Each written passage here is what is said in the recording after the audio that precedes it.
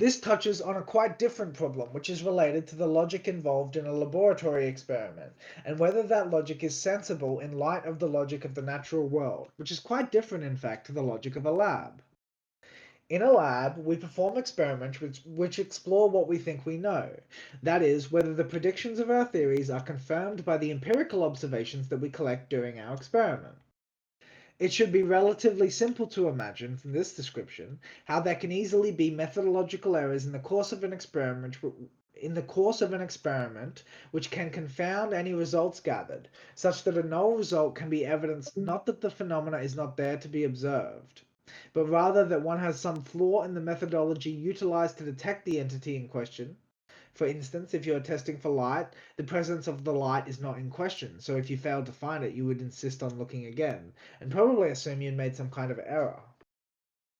On the other hand, if you are searching for a phenomenon which you presuppose does not exist, then an erroneous result confirming its existence would be maximally questioned and critiqued, while the opposite is also true. An erroneous result denying its existence would be minimally questioned and would never be contested. After all, if your result matches the expectations of science, why continue to investigate? To summarize, scientists investigate topics that science considers to be valid sources of knowledge about the world. And when it comes to subjects that are related to parts of the world which are incompatible with the scientific methodology itself, science is of little help, if it is any help at all. In fact, I am suggesting scientific thinking can hinder you in this territory, not because the phenomenon cannot be observed empirically, but because it concerns precisely those elements of reality which are beyond your current model of the world and which refuse to play nicely with that model. Synchronicity is particularly resonant to scientific interrogation and exceptionally elusive when one attempts to pin it down with technical language because it is related to those aspects of the world that one does not yet understand. More specifically, the signs which comprise synchronicity, as words form sentences that express ideas, the words being chosen because each of them aids in chiseling out a precise mental image of the conceptual space being designated by the set of propositions, are metaphorical expressions of the choice which has led one to a certain consequence, that metaphor being manifest as the consequence itself, such that they function as a guide towards an understanding of what one has yet failed to comprehend about themselves and the limitations they impose on their world, with the attitude they embody and the language they utilize. Given this proposition about the nature of synchronicity, namely that the phenomenon is associated with those aspects of the real world and of the self which transcend one's perceptual and linguistic framework, can it really be surprising that the scientific approach to understanding the world, which deals entirely with testing what is already well understood as an idea, rarely, if ever, touches on this magical realm of discovery? In fact, only in those instances of startling scientific and philosophical advances which transcend and indeed revolutionize the scientific paradigms of the age do we find examples of individuals who might have a sense of both sides of the coin, a sense of the value of the empirical method and the paradigms which have thus far been most effective, combined with an entirely fluid phenomenology, such that the experience of the real always supersedes the interpretive projection of what it means to be real. This investigation must be cautiously and skeptically open-minded, exploring the anomalies of experiential anecdotes through one's own experiences and maintaining a sense of coherence about the entire analysis. I am not suggesting that you abandon your scientific training and understanding, nor that you believe blindly what I propose to be true. Rather, I suggest that you take care not to allow your conception of what is possible in the world as you understand it to unduly limit your investigations of what could be possible in the world as it actually exists. Distrust what you think you know and be curious about what might be possible. If you are able to manifest genuine curiosity in relation to what might be possible beyond your understanding of possibility, you will open a gateway to a dimension of the world about which you could never otherwise have known. Therefore, the scientific element of the art of stalking synchronicity is the science of a detective. Attention paid to anomalous details and facts, and a willingness to follow the stream of facts wherever it might lead. Certainly, a crucial part of any resonant conversation is that the discussion focuses on the sequence of facts in the evidentiary stream before moving to interpretation, and that we do not dwell in the emotional impressions that were left by the events that took place, but that we deal first with the details of the event as it actually occurred.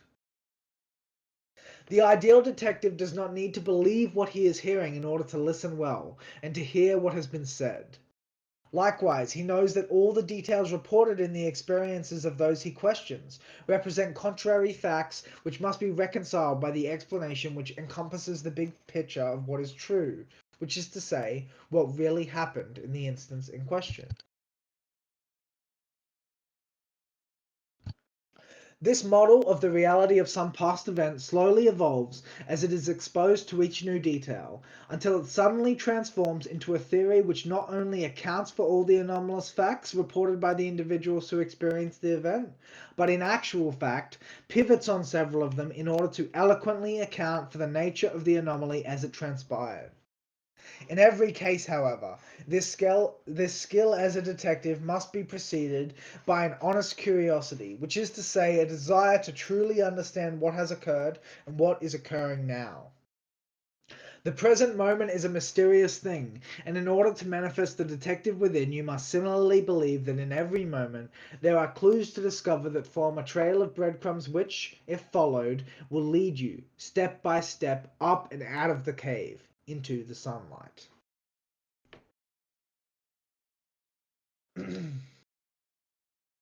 This is a quote by Richard Dawkins. Now, I want to return to the idea of the supernatural and explain why it can never offer us a true explanation of the things we see in the world and universe around us. Indeed, to claim a supernatural explanation of something is not to explain it at all, and even worse, to rule out any possibility of its ever being explained.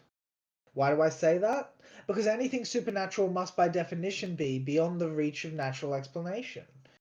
It must be beyond the reach of science and the well-established, tried and tested scientific method that has been responsible for the huge advances in knowledge that we have enjoyed over the last 400 years or so. To say that something happens supernaturally is not just to say we don't understand it, but to say we will never understand it, so don't even try. Science takes exactly the opposite approach. Science thrives on its inability, so far, to explain everything and uses that as the spur to go on asking questions, creating possible models and testing them, so that we make our chain. So that we. I think I've made a typo. Fuck. I don't know what that's supposed to say. Oh, wait, no, I didn't make a typo, I just can't read. So that we make our way, inch by inch, closer to the truth. If something were to happen that went against our current understanding of reality, scientists would see that as a challenge to our present model, requiring us to abandon or at least change it. It is through such adjustments and subsequent testing that we approach closer and closer to what is true. What would you think of a detective who, baffled by a murder, was too lazy even to try to work at the problem and instead wrote the mystery off as supernatural? Sorry about that one, folks. The first thing to notice about this piece of prose, taken from Dawkins' book The Magic of Reality, is that he begins by defining the supernatural out of existence. Now, this in itself is not particularly problematic, as I myself do not believe in the supernatural per se. However, I strongly suspect that Dawkins' conception of the supernatural would include a wide variety of phenomena that I might regard as perfectly natural. In this case, he is motivated by his ideological objections to religiosity, which are the central driving force of much of his material written for the general public, an attitude inspired chiefly through his being an evolutionary biologist. He goes on to speak about what one might think of a detective who, upon being baffled by the circumstances of some murder, wrote the entire affair off as supernatural rather than making a genuine effort at understanding it. Of course, I doubt the irony would even register with him, that he might do the same for a vast array of natural phenomena which baffle the scientific modus operandi. More specifically, when it comes to the scientific investigation of psychic or paranormal phenomena, it is often the case that the anomalous data is sufficiently baffling that it elicits no attention at all from investigating scientists. They write the whole thing off as delusion or hallucination. Just as Dawkins suggests, we ought what ought just as Dawkins suggests, what ought we to think of a detective who, upon being faced with a situation, the explanation for which contradicts some of his basic assumptions, concludes that it is ephemeral and requires no account?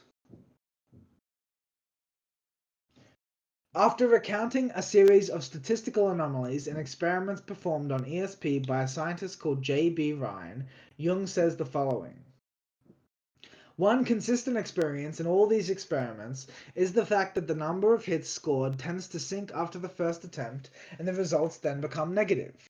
But if, for some inner or outer reason, there is a freshening of interest on the subject's part, the score rises again. Lack of interest and boredom are negative factors. Enthusiasm, positive expectation, hope, and belief in the possibility of ESP make for good results and seem to be the real conditions which determine whether there are going to be any results at all. This passage alludes to the relationship which exists between the affective tone of the subject who is undertaking the experiment and the results obtained.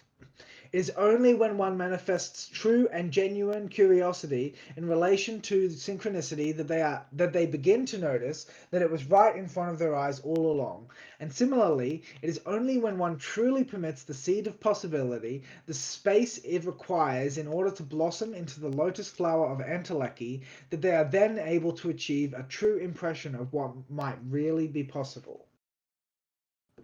For nature, in her grace, is on our side in every single moment in which we manage to be on our own side. This is perhaps cryptic, but what I mean is simple enough. What I mean to say is that if we are able to manifest an authentic connection with the world and establish continuity in that connection, such that we believe in our dreams and that we also believe in our ability to make them become real despite the difficulty inherent in the task, then we will find that as we rise to the occasion rises also to meet us. If we believe in it, it too believes in us. Naturally, I recognize that this is quite a foreign idea to the critical skepticism of modern man. That the world could believe in us is not a proposition which seems well-founded, or at least not in Western science. However, to return to the example given by Jung, and to my original point, it is the affect and the frame of mind of the subject that undertakes the experiment which appears to be the chief determinant in the outcome of the experiment, and it is precisely in this frame of mind that we find the reason for this effect. Such factors necessarily influence how the experience is being framed subjectively, which then has a rather peculiar impact on the empirical data collected. In the activity of asking questions, the terms we use restrict what is possible to what is conceivable in our language, and the language of the world does not subvert itself to our inferior dialects. Therefore, the reality of nature's true range of possibilities is, intentionally no less, clumsily constrained insofar as the manner in which we ask our questions is what is truly definitive of the answers which we receive in response.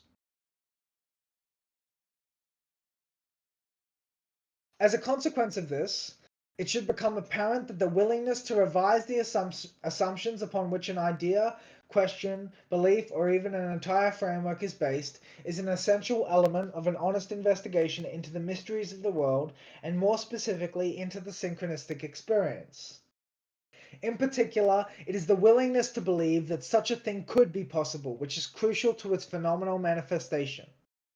To expand on this idea further, this passage from Jung's work on synchronicity elaborates upon an important virtue of the intuitive or mantic methodologies.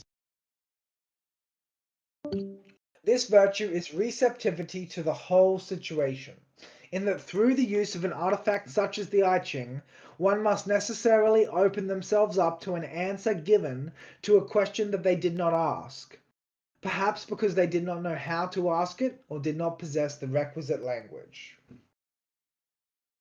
Jung writes, "This grasping of the whole is obviously the aim of science as well, but it is a goal that necessarily lies very far off because science, whenever possible, proceeds experimentally and in all cases statistically.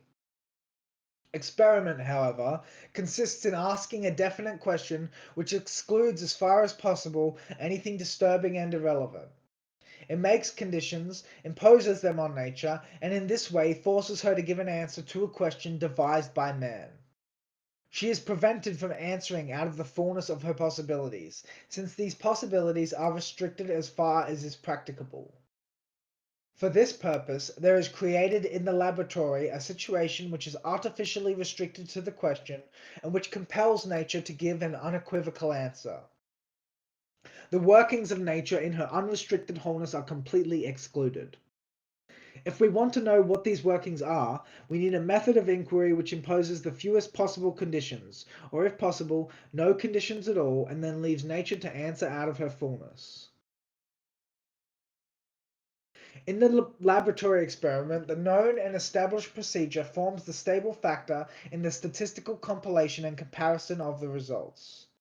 In the intuitive or mantic experiment with the whole, on the other hand, there is no need of any question which imposes conditions and restricts the wholeness of the natural process. It is given every possible chance to express itself. In the I Ching, the coins fall just as happens to suit them. From the point of view of an observer, an unknown question is followed by a rationally unintelligible answer. Thus far, the conditions for a total reaction are positively ideal.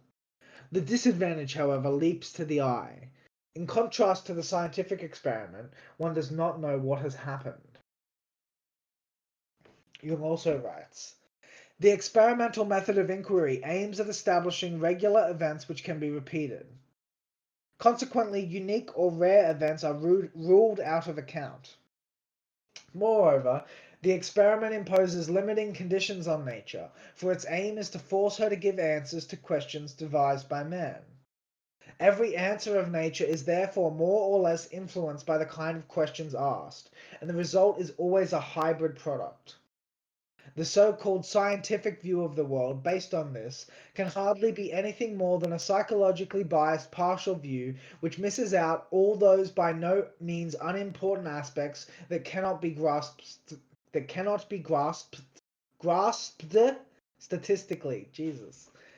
But to grasp these unique or rare events at all, we seem to be dependent on equally unique and individual descriptions.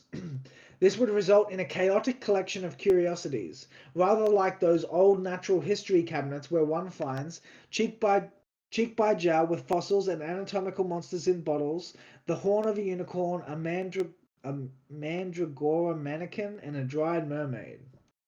The descriptive sciences, and above all biology in the wider sense, are familiar with these unique specimens, and in their case only one example of an organism, no matter how unbelievable it may be, is needed to establish its existence.